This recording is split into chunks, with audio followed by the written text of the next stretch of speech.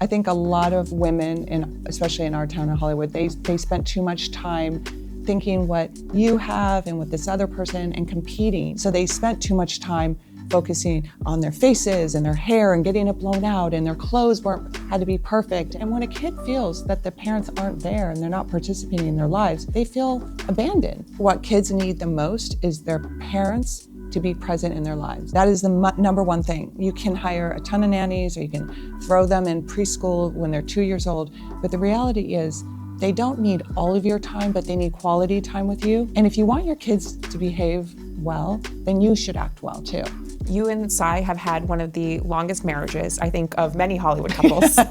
Yes. My marriage has lasted the test of time because I'm incredibly patient and I'm incredibly forgiving. What would he say on the flip side of that? He said, she's right. That's why it works.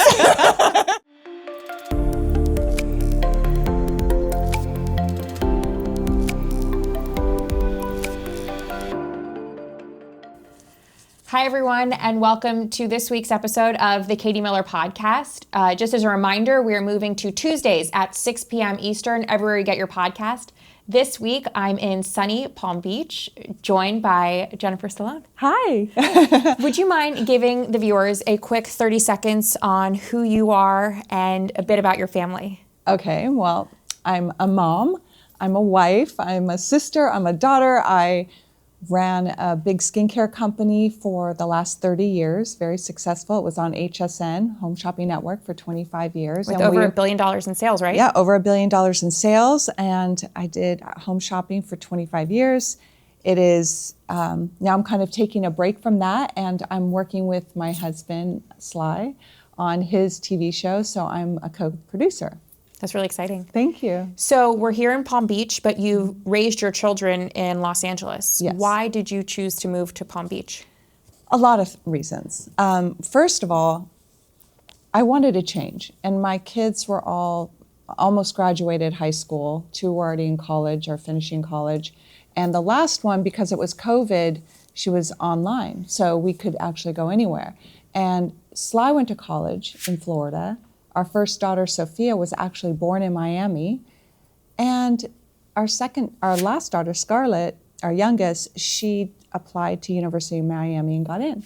So I felt like everything was pulling us to the East Coast. And I really wanted to change from LA. I was kind of getting, I like change. And I felt when I came down here, I fell in love with it. I fell in love with the air, the humidity, the water, and especially the people. I really, really met some great people down here.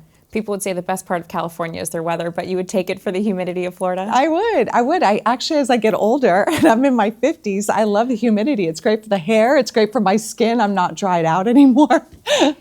So raising 3 kids in LA, you see a lot of stories on the internet about other celebrities who have raised their kids who have turned out much differently than your 3 daughters, who I think are incredibly graceful, successful, accomplished, and are on the path to success, if not there already. Yes. They have a very successful podcast. Oh, thank you. They have a successful podcast, and each of them are doing really well. Our youngest is writing and acting, Scarlett, and the middle one does a little of everything. She's into podcasting. She's written 2 horror scripts. They're going to be made into feature films. And she does a little acting as well. And then my oldest has a podcast. She has her own book club. She's an avid reader. She's already sold a couple book ideas, created it into screenplays, and now she sold those to Amazon, so they'll be into doing series. So she's got a lot of things on the deck right now, and they're all really good people.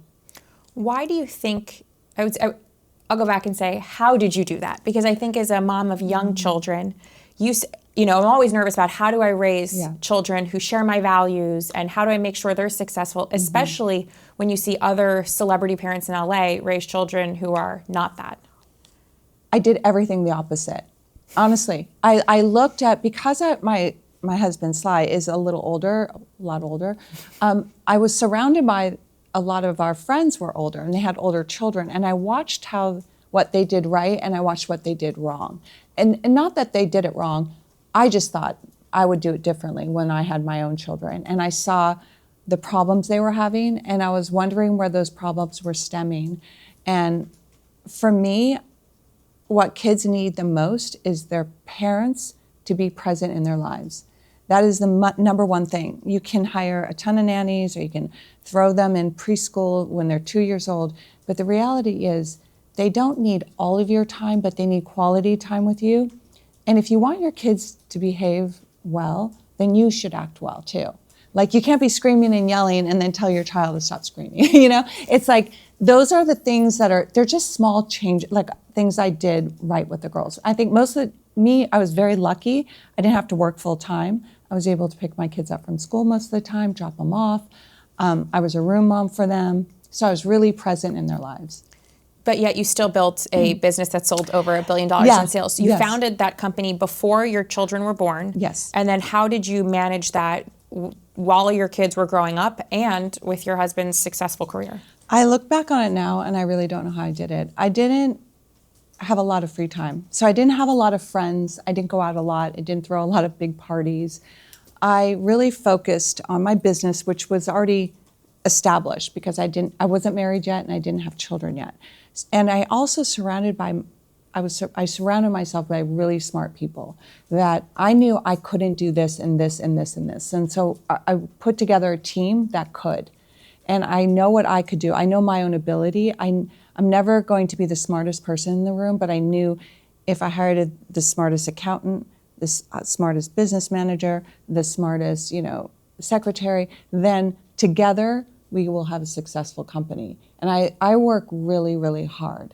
I'll put in 15, 17-hour days sometimes, and it's about working hard, balancing, and I was able to have a job where, yes, sometimes every 5 weeks I had to leave town for 4 days or 5 days, but when I came back, I was 100% present in my family's life. And then I made sure that I brought these children into the world. I have to be there for them. I have to make sure that I'm present in their life. And then, of course, Sly came along for the ride. And sometimes, he had to film for 2 or 3 months out of the country. So, would you guys ever go with him when he would film, or would you always stay based in LA? I would go occasionally. If it was during the summer, we would go for a month or a couple weeks, wherever it was. Sometimes it was Thailand, sometimes it was all over the place. Sometimes I would go, and then sometimes I realized the kids have to have their routine too. I can't just let them grow up on a movie set. So I stayed back with the kids. You talked a lot about things that you saw other people did right and wrong, without obviously naming names. Yeah. What are some of the things you mentioned, staying, being the parent who's home and being present for your children? What are the other things that you think are right? And then would you mind telling us some of the things that you think are incorrect? Okay, so I think things that are right is making sure that you're home with your kids at night. Don't try to plan too much, like, oh, I have to be with my friends. And you're gonna have plenty of time to hang out with friends when your kids are at school or, when they grow up. You're gonna have a lot of time and you're gonna have a lot of alone time. What I think is consistency. I think that a lot of times what I did with my kids right was I was very consistent with them. So we had, they had to play a sport, they had to, do their homework. There was no slacking off with not going to school. They always went to school, they were always on time. I really stressed being punctual for people because that's a really good thing to be in life, is punctual and be accountable.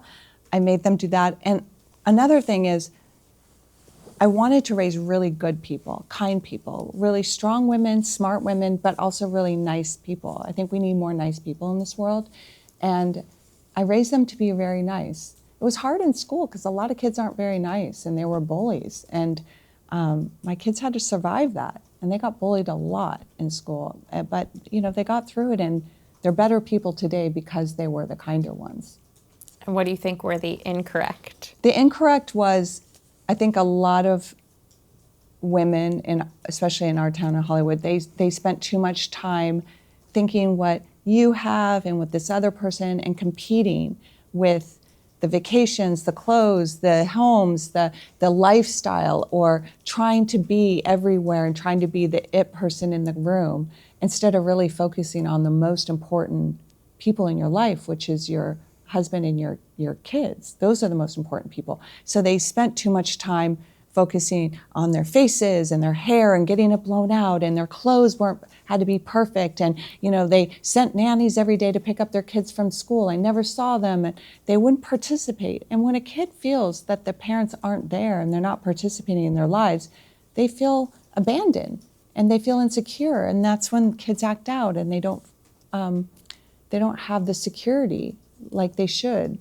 And especially in the early years, just because they're little, that's the most important time you need to be with them. The first 5 years of a child's life really gives them confidence in who they're going to be as an adult. So stay with those kids in the first few years, because that's going to give them structure. You can't send them off to kindergarten if they don't even know what a nap time is or a bedtime is or any responsibility. So would you say it's harder the first 5 years or 15 to 20? Well, I always say little kids, little problems, big kids, big problems. The big problems are the hard things when they're driving and they're dating, and those things get a little more complicated. So I think that it's harder when they're older. Do you think Hollywood glamorizes the dysfunction, especially among children? I think they love it. I think people that are dysfunctional love to see other dysfunctional people because it makes them feel normal. I was always so normal, almost too normal for the Hollywood crowd, that sometimes I feel like I didn't fit in. I was kind of a fish out of water there. Do you have any stories or examples for when you would go to something and, you kind of felt like a fish out of water? I would show up and I would leave a luncheon early because I had to pick up my kids from school. And I think they kind of made comments about me. And this one time I was really shocked. I thought everyone in the room liked me, and it was a birthday luncheon. And I was saying goodbye to everyone, and I thought, oh my God, these women really are kind to me and they like me. And I forgot my sweater, so I ran back in. And I heard them all talking about me, like, why do you like her? And all this stuff. And I literally ran out crying. And I think they all saw it and they were so shocked. But I was so shocked because I truly thought these people were my friends.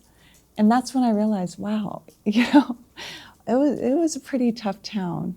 It makes you really sad when you experience that. I think that's common throughout the country. I think women are incredibly tough on other women. Yeah, I love women. I want other women to do well. I have 3 daughters. I support women. I'm always trying to be their champion or their, supporter. When your daughters were in school, at least when I was growing up, the big thing was anorexia and bulimia. Was that the same when your daughters were growing up?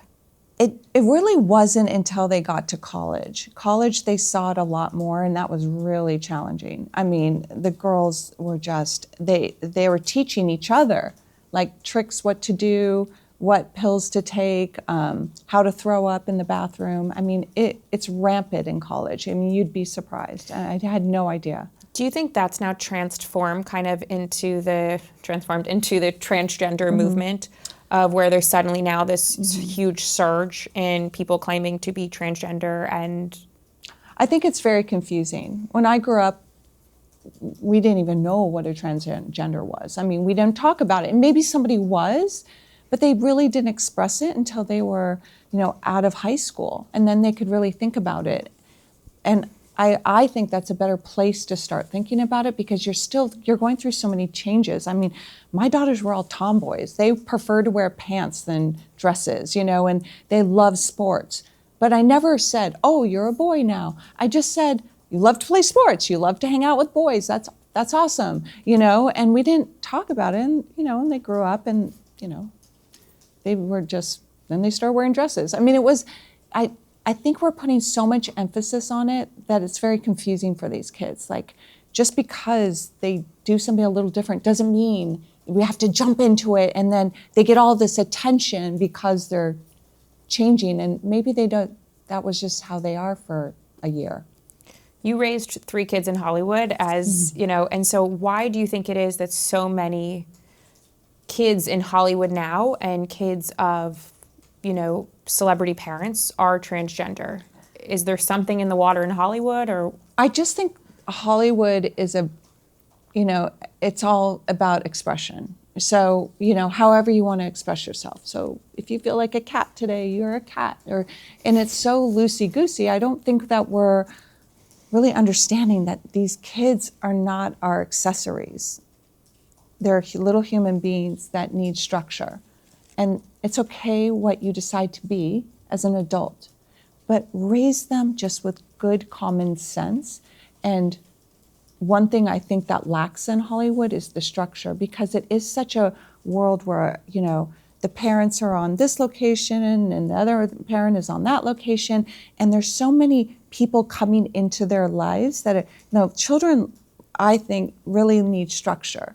And structure is really important for them because it helps their brain organize everything.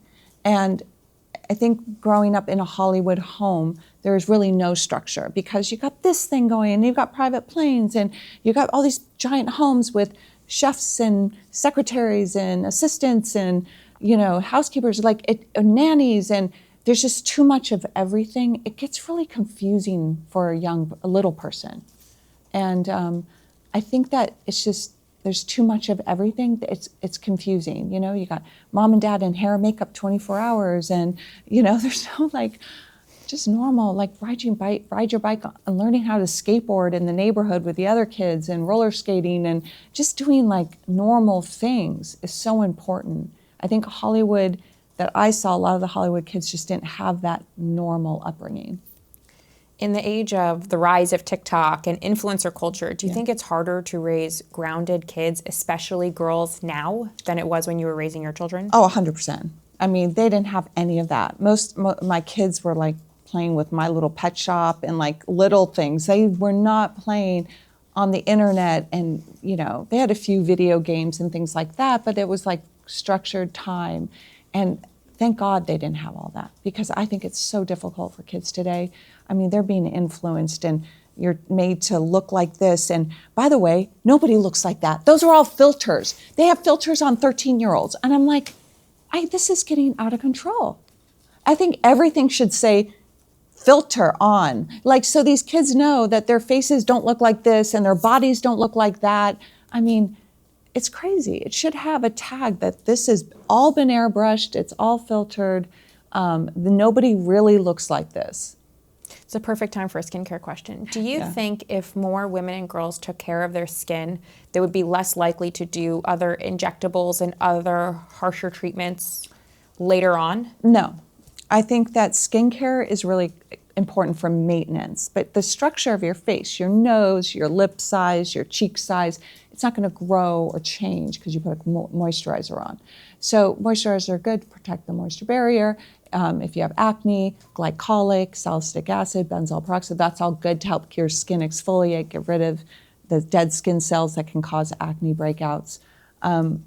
That stuff, yes. Brightening, if you want your skin brighter, vitamin C, vitamin A, things like that, yes. But unfortunately, they're using injectables to change the entire shape and look of their face. You and Sai have had one of the longest marriages, I think, of many Hollywood couples. Yes. Could you, for all of us who are, say, newly married 5 years in, tell us, how you did it and about some of the ups and downs of marriages and why you should stick it out? Okay. There is no perfect marriage. So everyone that's looking for that dream marriage, there's no such thing. It's just like your relationships with your parents or your sister or brother. You have good days, you have bad days, you have good years, you have bad years, you have tough times, but you have great times.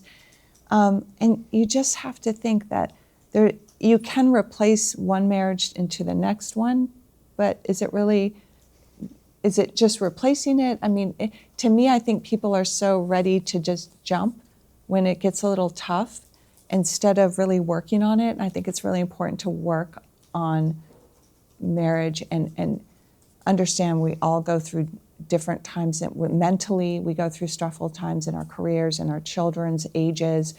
The one thing I would say is be patient with each other. It's so hard because everyone has a different mentality in marriage and what they're going for in a marriage. My marriage has lasted the test of time because I'm incredibly patient and I'm incredibly forgiving. So, sorry, Sly. That's why it's worked. No, I'm just kidding. Well, I'm, What would he say on the flip side of that? he said, she's right. That's why it works. That's why it works, because now he just agrees with everything. He's like, no, she works. It works because she's right. And I think now he gets it. He goes, yeah, he probably thought it was really crazy in the beginning because I had like ideas of how our home was going to be and our children and everything. And he kind of had more of a free spirit. He was like, I'm not going to parent teacher. They don't have to go to school. And I was like, yes, they do. And they're never going to be late. And my kids had got perfect student awards. But our balance, our yin and yang, like he got me, I'm very A-type. He got me out of my box. And then he kind of, so I could be a little more crazy sometimes. And then I think I brought him to a wonderful, loving home, which he never had before. So, we each offered something. It's funny, 5 years in, finally, like for the first time, Stephen turns to me and he goes, do you want me to like offer you advice on how to fix it? Or are you just looking for me to listen to you? Yes. And I was like, B, just listen. Just listen. Don't offer. I just need to get it out and then I'm okay. It's like the first time I'm like, stop offering me advice. It's not what I'm coming to you for. Exactly. I think a good thing is once the kids go to bed is really important to have you time with your like husband and wife time instead of like, you can't always just focus on children. You have to, I think that would be one advice I would say is like, go have a glass of wine together. Go sit outside where the kids can't hear you and just kind of like reconnect because if you're good as husband and wife, your children will be good. How have you managed to balance your own professional passions and your career when he's had such a demanding one? Is it at times that you've taken a back seat to his career and now that your kids are out of the home, you're stepping up more? I want to go to giving advice to other women who feel like their career has taken a back seat and their husband's ambitions have won out. Yeah. And is it the wife's job to stay at home and raise the children while their husbands are doing amazing things? That's a real hard thing. I think it is very challenging for women because a lot of my friends did stay home and my two older sisters, one was an RN and she stopped when her first daughter was born, her oldest daughter. And I think it's hard because I know being a stay-at-home mom is one of the toughest jobs I've ever done in my whole life. I can run a company. I work 17 hours a day on the road. I could do all this stuff. Being home, doing the same thing, cooking, cleaning, driving the kids to school, making lunches, going to sports, making dinner, cleaning the house, that to me is 100 times harder than going to work. I used to sit on a plane for 5 hours when I traveled to the East Coast. And I'd sit next to businessmen and they'd be like, I have to go to work. And I'm like, are you joking? Like we're sitting here watching TV, going through our notes, drinking a coffee. No one's pulling on us. No one's asking us for anything. This is vacation. It's luxury. It's a luxury. What, are you joking? And I'm like, come on, snap out of it. Go do what your wife is doing. And you come back and tell me, you'll be like, I want to be sitting here, just like get to order my own dinner. I don't have to order 5 other dinners and pack and do for everybody. No, it's much easier going to work and getting a paycheck at the end of the day than staying home and no one goes, good job, you did great today, here's money for working all day. You don't get that as a mom. You're exhausted and it gets monotonous over time. But the greatest joy is, like, I wouldn't change that for the world. I was blessed to be able to do both and sort of manage it pretty well. It was hard, it was really hard at times, but I would fly all night just to land so I could get home to take my kids to school in the morning.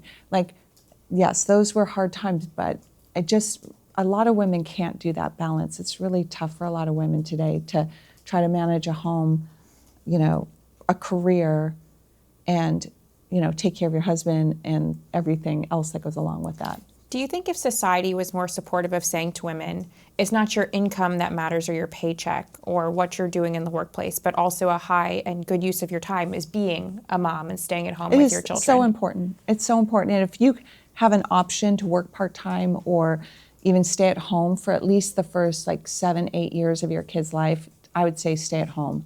Those kids are going to come out and it's going to be so much better for them and for you in the long run. It is. It truly is. And I always think that we put too much emphasis on what society should say and what we should do. You really just got to look in don't worry about what's going on. Your neighbors, this person over here, if they're mentioning it on the news, who cares? You know what's right. You know what's right for your family. You know what's right for your kids. You do what's right. Don't worry about what other people are talking about. Don't worry about what your friends are doing or what they're saying. Because instinctually, moms and women, that's our greatest gift, is our ability to know what's right and what's wrong. We know it. We know what's wrong with our kids, what's right with our marriages. So just really go off that like natural, God-given instinct of who we know the truth. We know what's right and wrong. I'm sure over time, though, living in Hollywood, you've built up a thick skin to not giving a shit. I will say this, to what anybody else thinks, but it is very hard to not care what your friends think or how people in the community view you or what so-and-so says. It is, but again, that's a lot of it's white noise. What I would recommend, just being an older woman, I'm in my late 50s, I would say for women, if you have like sisters, great, that's an amazing gift. But if you don't, or your sisters don't live near you, just find like 2 or 3 really good women that you protect each other's marriages, you watch each other's kids, you have each other's backs. That's all you need. You don't need a whole community. You just need a couple people. So back to marriage very quickly. Why do you think that so many celebrity marriages fall apart in Hollywood? You've seen, I'm sure, a lot of your friends through the years go through marriage and divorce. I just want to go back to this. What is unique about Hollywood? Because I think so many people see this in the news, whether it be People or E or something, they just don't understand the culture of what it's like. Well, you have to remember, celebrities are people, and they go to the bathroom. They brush their teeth. They brush their teeth. They have bad hair days. They have, they wake up looking ugly. And then they bring in their team that clips in all the fake hair, and they put in, their fake eyelashes, and they dress them head to toe. But at the bottom, they're still people. And it's a very insecure business, and I'll tell you why. Especially if you're in front of the camera, because you're always aging in front of the camera. People are like, oh my God, she doesn't look as good as she did a few years ago, and la la. So women are always feeling that time clock. And then a lot of what happens is, especially in the acting world and producing directors, what I see on the set is that you're away. The wife is usually home or the husband's home with the kids, and you're in a different state because you don't film in Los Angeles anymore. You film in Atlanta or New Orleans or Canada or Bulgaria. So you're not home for like a month or 2 or sometimes 3 months. So your set becomes your family. And you start to look at your hair and makeup people and the director and producers and the clothing people, and you start to say, oh, those are like my family. We spend, 15 hours a day together. I know everything about them. And that becomes your like makeshift family. You go to dinners with them and then you see, let's say your wife back home and, she's been like crying babies on her, she's exhausted, and you're sitting in a makeup chair and you get just to read lines. So it's really hard for the person that has to stay at home, because then when you get back together, you almost have to figure each other out again. You're like, okay, you just were gone for 3 months and all I heard about was the stories on the set, but like, I'm home, like, who are you again? Like, you sort of have to figure each other out. And I think that's what happens with a lot of these marriages, is that there's just too much time apart. You kind of grow apart a little bit when you're out in the world filming. The kids get left behind. It's very confusing. Okay, I promise this is my last celebrity question. Okay. A lot of people would say, everybody's saying, that Sylvester Stallone would probably be the person they would like to meet the most if they would meet a celebrity, right? Yeah. So when you meet the person, I want to know who it is. Would you say, is it maybe yours as a couple or just yours, like your celebrity that you're like, oh man, if only I ever met them, or maybe you have. What was that interaction like? Because I know it's different when, you don't want to bother somebody and you want them to I will never bother anyone or go up to anybody because nobody knows who I am. So like if I'm with Sly, they know I'm his wife. Right. So I never approach anyone unless I really, really know them. But I like the older celebrities like Jimmy Stewart. Like I just feel like he seemed like a really good guy, like a really good husband, a really good man. I think people like that, like really good character. I don't know. I don't know him. I never met him. So maybe like someone like that I envisioned because of the movies he made. I thought, wow, that guy's pretty cool. So I'm going to go back to serious skincare for a second. Okay. So can you tell us more about what products have been your favorite? Why have you loved selling it? And why did you start the brand? Well, I'll start with why I started it. I had acne growing up, and I was on Accutane, and I couldn't get my skin to get clear. So I was searching and searching for some product, and then finally I met this lady. Her name was Lisa, up in Santa Cruz, California, and she had a little skincare line. And she's like, oh, I've helped so many people with acne, and this is way, so like 30 years ago. And she goes, it really takes like a system, like glycolic cleanser to exfoliate the skin, and then salicylic acid and benzoyl peroxide. But you need a step, like cleanse correctly, exfoliate, and then treat the skin, and then heal the skin with a moisturizer. But all of them have to work together because, acne is your skin's inability to peel itself correctly within the follicle wall. It gets clogged with dead skin cells, like your skin doesn't exfoliate, like natural skin cells kind of exfoliate all the time. We have dead skin cells floating all around us right now. What happens with people with acneic skin is their skin gets trapped. Those dead skin cells don't exfoliate, so it gets stuck in the skin with bacteria and and all that other stuff. It forms a pimple, a blackhead or a whitehead. Well, she was like, well, it's your skin exfoliating every 12 hours, morning and night. You'll have clear skin. It takes time, but get that skin cell turnover. And I thought, that's genius. This is before all the other skincare lines out there that are on TV. We were the first. This is a 3-piece system. I said, oh, that's genius. And I was in my mid-20s. I had been modeling, and I had money saved up. And I thought, wow, if I could get this on TV and explain it to people. But I didn't have enough money for advertising. I didn't have enough money to put ads in the newspapers or in the magazines. But I was watching Home Shopping Network one night, and I thought, wow, you can go on there and like sell everything and like show them and explain why this works. So I went, okay, I got to figure out how to get to Florida. I have to figure out how to get a meeting. I have to figure out how to get the product there. So my partner and I at the time went down there. We explained it, and they were like, well, our customer's a little bit older. I know. I go, but they have kids, they have grandkids, and they may have adult acne, like menopausal acne. They were like, yeah, well, we'll put you on like 2 a.m. So they bought 5,000 units of our little 3 or 4-piece kit, and we manufactured them. I shipped it out to them, and we sold out. And then they ordered some more, and then they ordered another shipment. So after about me going down there, I realized, well, we really have something here, but I'm paying too much for the packaging, I'm paying too much for the caps, I'm paying too much for the shipping. My costs were getting too high, so the margin wasn't that great. So I asked Home Shopping, the people who work there, I said, who knows how to manufacture, who can help me run this business? And they introduced me to my business partner, George, so we made him a partner. And the rest is history. And then we just started making products. And at one time, I think we had 75 SKUs. And we were doing, at the time, I think we were selling, we had a vitamin A kit. We'd sell 15 to 20,000 of them in a weekend. I would sell 100,000 Instatox, which was a wrinkle smoother, an instant wrinkle smoother. Now the market is flooded with those, but we were the first one. So we were really inventive with a lot of our products, because a lot of people that had ideas or really unique ingredients, because we could manufacture them so quickly and get them to market really fast because of Home Shopping, they would give us the ingredient and the formula, and then we'd make it, and then I present it to our customers.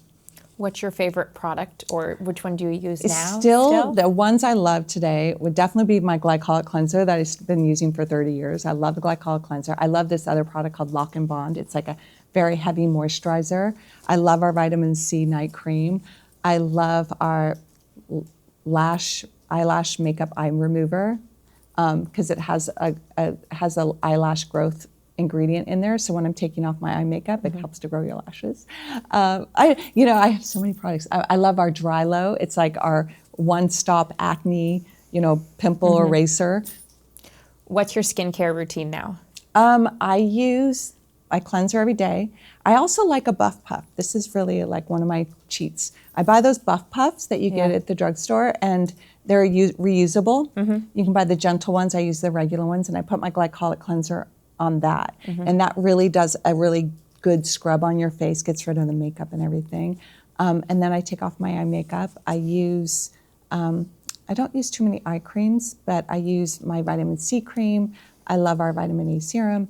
And I always layer. So I throw on, I kind of have a whole bunch of products, and I'm just like just throw it on. Try it all. Because it doesn't matter.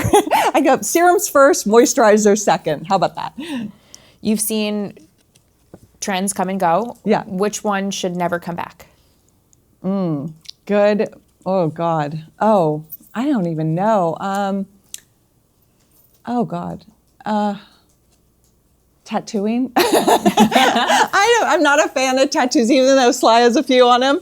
I just think I'd rather do something that's not permanent. I don't have a tattoo, by the way, but I think like permanent things. I have two, and I wish I never did them. See? I wish I never did them. I did it when I was like 15 and 16, and I tell my live daughters for the day that I can get them removed when I'm done having children. I tell them, I say, I go, there's nothing you're going to like on your body that you're going to want forever. No. Like, there's nothing, like even a mole. Sometimes you want that mole off. It's like, I think tattooing, put something semi-permanent, like nothing permanent, because you're going to want to change it. It's like hair color.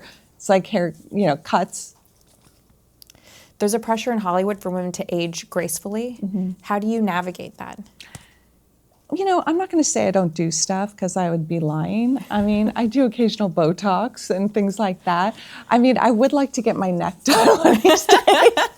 I am 57, let's get real. I mean, I think when I'm in my 60s, I might do a little of this, a little of that. But I think graceful is, in the eye of the beholder.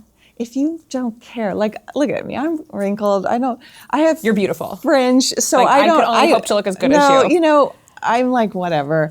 I do it, but then I forget to do it for a really long time. Then I look in the mirror and I'm like, oh my God, I got to do something.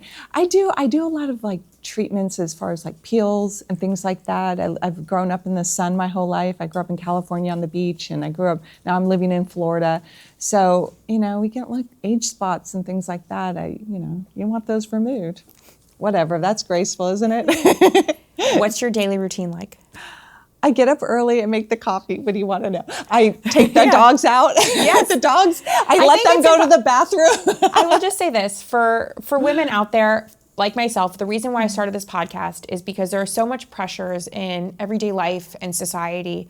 And most women who are sitting at home or who are working say no one else feels like me, or no one else lives the same day like I live, through the bad times, the good times, and everything in between. And so for someone like you, I think it's just important that people hear, like, what is a normal day? Because I think what people would perceive a normal day isn't your real normal day. It's not my real normal day. Like, I don't get my nails done. Look how horrible they look. I don't want to waste time doing that. I make the coffee the night before. So I just have to push the button in the morning, let the dogs out, wait for the coffee to brew. I bring Sly and I a cup of coffee, so we have our coffee in bed. We can watch the news. I mean, we just do normal things. I like to wake up a little earlier before the whole house wakes up. Right now, we're empty nesters, unfortunately. So it's just us and the dogs and the cat. And then I make breakfast, eggs, toast. I do normal things. I go to the grocery store. I love going to the grocery store. Are you Whole Foods? Are you Publix? Are whatever you the local butcher? Whatever I'm buying. If I'm buying like meats and like produce, I like Whole Foods. If I'm buying like more staple stuff, milks and things like that, oatmeal, I go to the closest one, which is usually Publix. And then sometimes I go to specialty stores to get like my favorite breads and things like that. What do you typically eat in a day? Oh, I'm an eater. I'm no Slim Jim. I like to eat. So I eat breakfast, eggs, toast, avocado. I make an oatmeal, like overnight oats, and I make a big pot of it, so it's always in my refrigerator. And it has like chia seeds, and it has oats and almond milk, oat milk, kefir in there, some cinnamon. Mix it all up, stick it in the refrigerator. And so when I'm hungry, or if I don't have time to eat breakfast, I do that. And then I don't eat a huge lunch. I'll usually snack on something like some cheese and crackers or some chicken salad, whatever's in the fridge. And then dinner, half the time I order in. And then the other time, since Scarlett's here, my youngest, and she's a great cook, so we'll make steaks, and we'll make, she brought me an air fryer, so we make like sweet potato fries in the air fryer and broccoli, like normal stuff. When's the last time you had fast food? let's say that was on Sunday. What did you have? We went to Pig Beach. It's called Pig Beach here. Yeah. It's on, I think it's on Okeechobee or Dixie Highway. Sorry, it's on Dixie Highway. Pig Beach is awesome. They have these things called smash burgers, and I get slide double with cheese. I get the single with cheese. We get French fries, and to be healthy, I get the chopped cucumber salad. Points for something, right? Okay, so we've played this game on every single episode of a game of Would You Rather. Okay. Would you rather have flawless skin but bad hair days forever, or perfect hair but constant breakouts? I would rather have great skin and bad hair because I can do like a lot of, I can make my hair like messy and I don't care. If I had great skin, I'm good to go. Would you rather have to run up the Philadelphia Art Museum steps every morning, or have Eye of the Tiger play every time you sit down? Oh my God, run up the steps. I could get my exercise in and call it a day. Would you rather live in Beverly Hills without a glam team, or in Palm Beach without air conditioning? I love it in Palm Beach, so I would have to say I'd put a fan. Can I have a fan? You can have a fan. I'll live in Palm Beach. Which would you rather give up forever, coffee or moisturizer? Moisturizer. I have to have coffee. That's my one thing. Would you rather your husband always be right, or never be allowed to correct him when he's wrong? I'd rather him always be right because he's always wrong. Just kidding. My life would be so easy. All right. What's your guilty pleasure TV show right now? Oh God, my daughter and I were watching. What do we watch a lot of reality, I have to say. I'm in the middle of watching The Nader Sisters. Haven't seen it. Okay, no. And anything with the housewives we like. Any housewife, pick one. Give me one.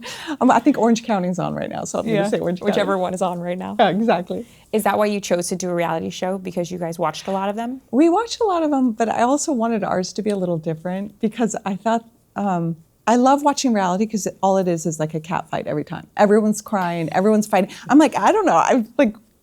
How many fights can you get in with one person? It's kind of crazy. So I wanted ours to be a little bit different and show a different side. It's probably one of the hardest things we've ever done. I will never do it again, though. Why was it hard? It's hard because you have people in your home all the time, and it's hard because you can't just have, it's not really reality. You know that. You know, yes. Like you have to say, okay, your daughter's coming home from college. You're upset about that. So you're going to have a conversation why you're upset about that. So it is, everything's set up because they couldn't just follow you around because it'd be kind of boring, right? Like the dog just pooped and you're cleaning poop up. I mean, that's just not how it works. It's like you have to have situations. So they film the situations. And that is a lot of work because you're just coming up with things and thinking of stories and ideas for your show. So, these stories are like, oh, I just planned to go to Vegas because it was on a Tuesday and I wanted my friends to come. That's not, no. We're going to plan to go to Vegas and we're going to plan to do this and we're going to plan to get in a fight. So I didn't realize how much work it is and how much you had to come up with. If the fights weren't real, did they often carry on into real life? Or do people understood that they were fake? I think there was some kind of fight going on. Maybe it wasn't as big as it turned out to be. And then it turns into the snowball. And then all of a sudden it's a disaster and everybody's hurt. I think that's what happens. It's like they have a germ of an idea and then it just keeps building and then feelings get hurt. Where in real life, you just kind of either pass over it or have a private conversation. Exactly. What do you always keep in your purse? A hairbrush, lip balm, cash, and credit cards. And I think that's about it. How often do you switch purses? Quite a bit. I'm one of those people, I used to save things because I didn't grow up with anything. I'm one of 7 children, so I never had anything that special. And when I got a few special things, I remember saving them. And I kept these. Someone gave me these beautiful sweaters and I saved them because I was like, I'm going to save them for a fancy day. One day I'm going to wear these sweaters out. And one day I looked in that drawer and they were all eaten by moths. No. So from that moment on, I'm like, I am not saving. And I let anyone borrow anything. My girls can wear any of my clothes. They can borrow any of my purses. They can wear my jewelry. They go into my jewelry and they take it. I'm like, just bring it back, because I don't want to save anything anymore. I want to wear everything to the death of it. And I always just take my purse, dump it in another purse. I always have 2 purses going at one time. Do you ever find I find now when I change purses, it's like my other purses have just stuff in them. Like it's a trail of stuff in I find bags. things. Money, there's always $20 somewhere. There's mints, there's this, there's that. There's that's where that clip went. What's your go-to hype song? I have a lot. I love old school rap.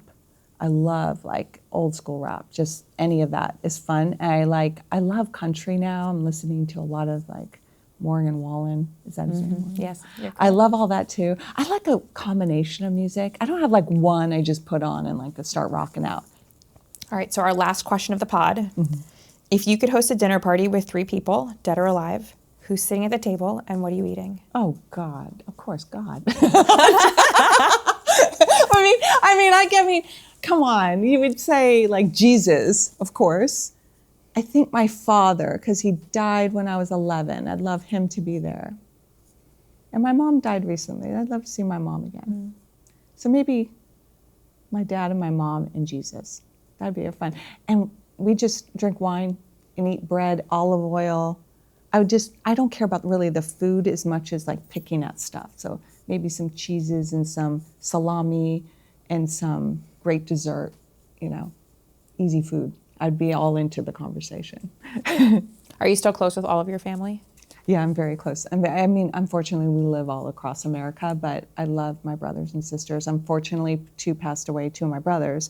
So we're getting smaller, but my sisters are my best friends. Family's the most important. Yeah, for sure. Thank you so much for doing this. Thank you. Can I have a hug? Yeah. I'm a hugger. Thank you. Thank you, everyone, for watching this week's episode of the Katie Miller Podcast. Please remember to follow, subscribe, and share. We are moving, again, to Tuesday nights at 6 p.m. We'll see you every Tuesday, 6 p.m. Thanks so much. See you next week.